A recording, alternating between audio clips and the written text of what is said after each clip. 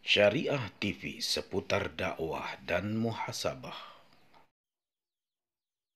Assalamualaikum warahmatullahi wabarakatuh. Saudaraku yang dimuliakan oleh Allah Subhanahu wa taala. Allah Subhanahu wa taala memerintahkan kita untuk memperhatikan tanda-tanda kebesarannya yang Allah Subhanahu wa taala sebarluaskan di seluruh alam semesta. Di antara tanda-tanda kebesaran Allah Subhanahu wa taala adalah Allah Subhanahu wa taala menciptakan berbagai jenis tumbuh-tumbuhan. Allah Subhanahu wa taala berfirman, "Awalam yarau ilal ardi kam ambatna fiha min kulli zaujin karim. Inna fi dzalika laayah wa ma kana aktsaruhum." Kata Allah, apakah mereka tidak memperhatikan bumi?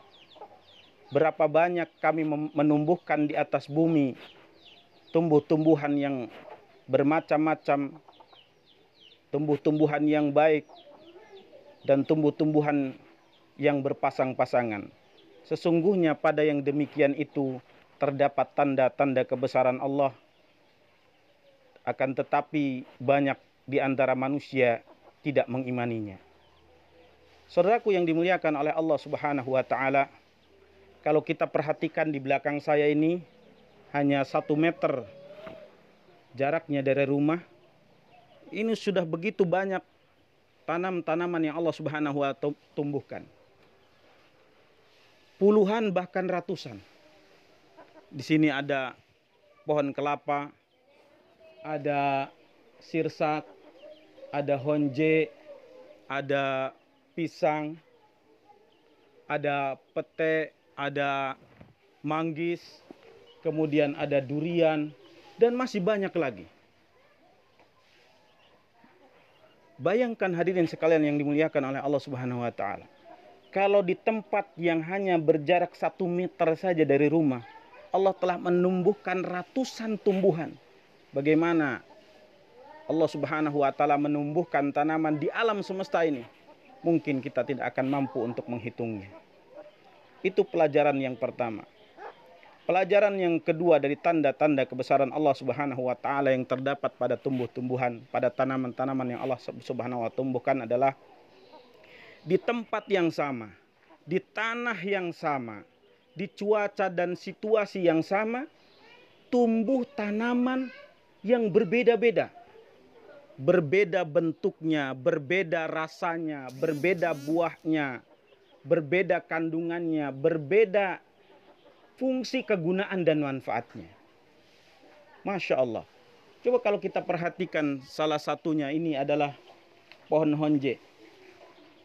Pohon honje ini memiliki batang yang panjang, kemudian daun-daunnya juga panjang. Buahnya bentuknya bulat-bulat kecil. Ini memiliki rasa yang asam manis, asam. Ini fungsinya adalah gunanya untuk membuat sambal. Akan terasa lebih enak kalau sambal itu bumbunya diracik dari honje. Dan ini memiliki kandungan vitamin C. Kalau kita lihat di sini juga ada kelapa. Memiliki batang pohon yang memanjang, bulat. Kemudian daun-daunnya melebar. Kemudian buahnya juga besar-besar. Dan di dalamnya ada air yang bisa diminum, yang mengandung vitamin dan gizi yang begitu bermanfaat untuk manusia. Kalau kita lihat di sana juga ada salak. Pohonnya berduri. Pohonnya berduri, kemudian bentuk daunnya seperti kelapa tapi berbeda, ya. Karena dia rantingnya kecil. Kemudian kalau kita lihat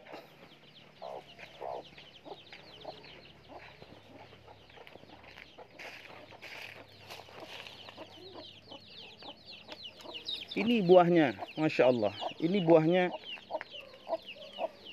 berbeda dengan buah-buahan dari tanaman-tanaman yang lainnya. Berbeda dengan mangga, berbeda dengan kelapa, berbeda dengan durian, berbeda dengan pete. Dan ini memiliki rasa manfaat kandungan fungsi yang berbeda-beda. Baru 1 jenis, 2 jenis saya jelaskan. tanpa teori sudah habis waktu untuk berceramah. Bagaimana kalau misalkan saya jelaskan satu persatu dari kandungannya, dari rasanya yang berbeda-beda, dari bentuknya yang berbeda-beda, dari manfaat yang berbeda-beda, tentunya akan lebih banyak memakan waktu. Dan perlu seorang yang ahli di bidangnya untuk mengungkapkan lebih jelas dan lebih detail. Inilah hadirin sekalian yang dimuliakan oleh Allah Subhanahu wa taala. Tanda-tanda kebesaran Allah Subhanahu wa taala, dan bagi kita sebagai seorang muslim wajib bagi kita untuk memperhatikan. Dan orang-orang yang beriman adalah orang-orang yang ketika memperhatikan tanda-tanda kebesaran Allah akan tumbuh subur keimanan di dalam hatinya, di dalam jiwanya. Barakallahu fikum. Subhanakallahumma bihamdika asyhadu an la ilaha illa anta astaghfiruka wa atubu ilaik. Wassalamualaikum warahmatullahi wabarakatuh.